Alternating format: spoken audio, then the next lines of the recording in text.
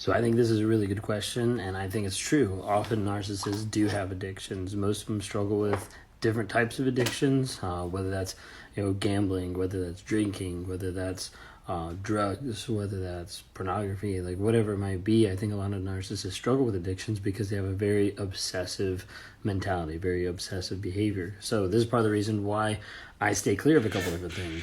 This is why I don't drink. I don't touch the stuff. I don't even go near it because I know my personality is very obsessive. And if I dive into something, I'm going to dive in the whole way. So for me, that's something I just avoid because I know my personality, my nature is obsessive by nature. So with that, I would say a lot of times narcissists are prone to have addictions and to want to go towards that type of stuff. What is going on, beautiful people? Welcome to another episode of A Narcissist Explains. I am self-aware diagnosed narcissist Lee Hammock, the narcissist from TikTok and Instagram known as Mental Illness, that uses my platform to raise awareness for narcissistic personality disorder, get more people into therapy, and also in the process validate the victims and survivors of said disorder. This series is dedicated to just making my TikToks and YouTube shorts longer. They are 60 seconds over there. They're going to be longer over here. The one you just watched was by another self-aware narcissist. His name is Ben Taylor.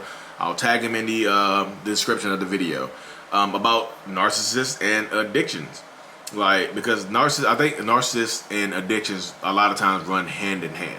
Because me speaking for myself, I have a very, very addictive personality. I just do. That is one of my vices. There's one thing I cannot help. It's my addictive personality.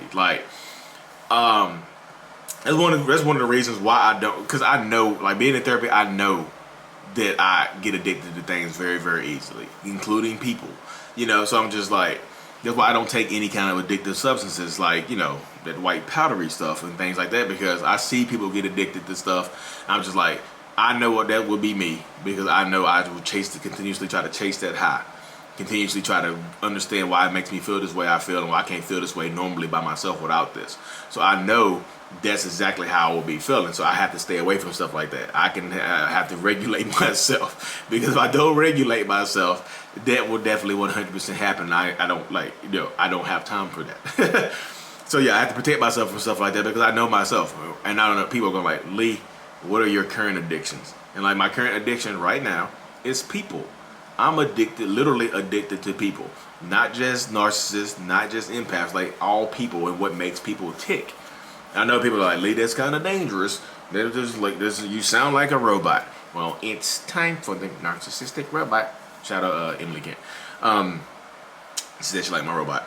But yeah, narcissists, I get off topic about my robot. But yeah, I'm addicted to people and what makes them tick. Literally, why do you do the things that you do? I'm a narcissist. I like to I'm addicted to how I think. Why do I think the way I think? That's why I like talking to other narcissistic people. Tomorrow, I'm going live on TikTok with a diagnosed, psychopath, diagnosed person with antisocial personality disorder. We're gonna have a good live chat tomorrow about things and how he deals with his life and how he processes things in his own life. You know what I mean? So I get the chance to talk to him. I'm super excited about that tomorrow. You know what I mean? That's tomorrow, 7 p.m. on my TikTok. I'm gonna post it to Instagram. I'm gonna post it to. I'm gonna download it and post it to YouTube as well. But it's gonna be smaller because it's TikTok. But yeah, I love it. I literally do. I really, really do love it. I'm just I'm addicted. What makes the trauma bond so strong? How do you establish it? What does it take to break? 'Cause I talk to people in varying stages of the trauma bond, people that are coming out of it, I'm done, it was so tough to get out of it. And I got people that are in the worst of worst, this person's going to have to unalive me to get, this person's going to have to unalive me to get me to leave them alone. That type of person. I was what? This person is going to unalive you. That's I know. That's the only way I'm going to leave them alone. I don't know what it is. Yikes. So I'm what makes the trauma bond stronger for this person than it is for the other person? This person has some childhood issues? Yes. Did this person have some childhood trauma? Probably. I'm addicted to people right now. And I can understand. And when I figure stuff out about people, that's I get a high from that. And that's the never ending quest of knowledge. What makes you tick? Why do you think the way you think? Why do you do the things that you do? I'm understanding my mind more, and that's why I can bring the information to you in such a cohesive manner. It's not going to be very, very scientific like the other people. Like, what's the dude's name? Vakanen or HG Tudor or any of those people. It's not going to be scientific like that. It's going to come from real life experience and me talking to you just like this. Even though I do have a degree, I have a degree in industrial systems engineering from NC Aggie Pride. I'm smart, you know what I mean, but I'm just like not scientific like that. I can get very, very scientific. I can go back to school and get my master's degree and stuff like that if I wanted to, but I just don't want to. I don't feel like I need it. But yeah, so in that situation right there, I think people are like, that's what I'm addicted to. And I understand why people get addicted to alcohol. Like narcissistic people can get addicted to alcohol. That you chase that high. You chase the little high that you get. You chase that escape. Like when people drink, like normal people drink, non-narcissistic people drink, their boundaries get lower. Their inhibitions go down and things like that. And that's why I drink sometimes. So I'm not an alcoholic. I'm not addicted to alcohol. But I understand the addiction to get away. It's like an escape from being me. Like it's an escape for your narcissistic person to get away from who they are in their own existence and why they went through what they went through, why they experienced what they've experienced, why they feel the way that they feel. Why can't they get this constant thoughts of lone emptiness out of their heads? Like it's an escape. The inhibitions go away. The shame goes away for a little while. You chase that. You chase it. You chase it. You chase it to the point where it gets harder and harder to get to that level. So you become an alcoholic. It takes, instead of taking 1-2 beers to get there, it takes 24.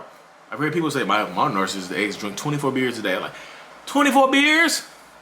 What? You know what I mean? That right there is just like I can understand. I can understand the addiction to substance abuse and things like that. Putting a needle in your arm or putting something in your nose. I can understand it because it's that escape. It is hard to get away from that. It's because like people ask me all the time, do I feel empty on the inside? I don't think I feel empty. I just think it's. I feel like emptiness is such a vague word. Like what is empty? I feel like empty means there's nothing there. I feel like there's something there. I feel like there's too much there. I don't feel empty. I feel like overwhelmed a lot of times.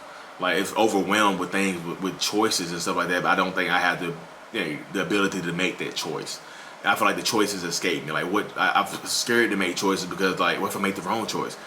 It's gonna take me in the wrong direction. So I don't think I'm empty. I think I'm just over. I think I have too many choices. I think it's too much going on. And I'm scared. I'll be scared to make the decision. So sometimes like take a couple shots, it lowers my inhibition and allows me to make cohesive choices and better choices and things like that. It allows me to take my power back and empower myself and be stronger and better than what I thought I could be. So I would never, like I said, I tell people all the time, I would never stop being better. I just can't.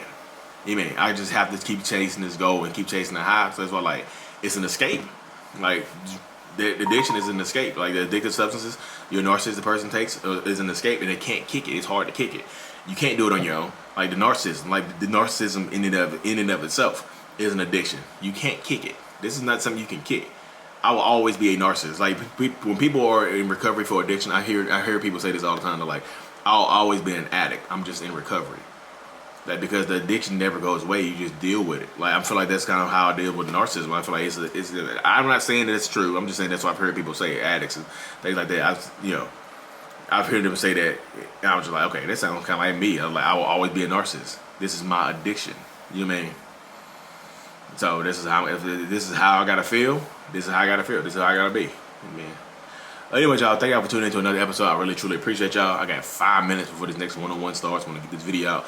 Like and subscribe to the channel. Turn on your notifications so you get notified when I do this. Like I said, starting tonight, I'm going to try to go live every single day on YouTube. So I really, truly appreciate y'all. It might only be for about 30 minutes, but I'm going to go live. Mental Illness is out. Peace.